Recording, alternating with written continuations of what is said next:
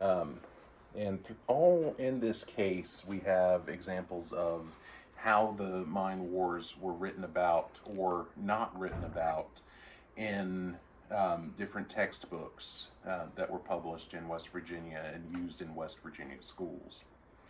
So the first example that we have here is from 1931.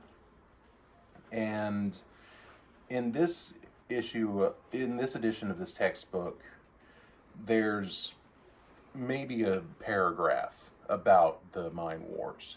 It doesn't really merit much of a mention at all this early on. This is 10 years after the battle, so this is in very, very recent memory for the people who were living in West Virginia at the time.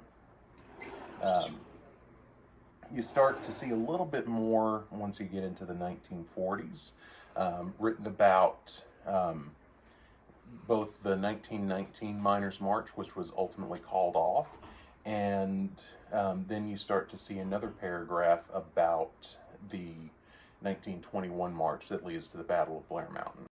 After World War II, once you get into the 1950s, we sort of go backwards. So in this textbook, there's almost nothing about the mine wars. This is during the same time that Joe McCarthy and the House Un-American Activities Committee are having their witch hunts trying to find communists in the government. This is during the Second Red Scare. So this is my opinion that the book publishers were maybe a little bit hesitant to put anything about a workers' uprising in a state textbook. And then we get down into 1972.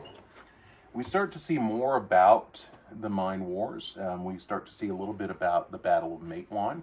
Of course, this book calls it the Matewan Massacre, trying to sensationalize it.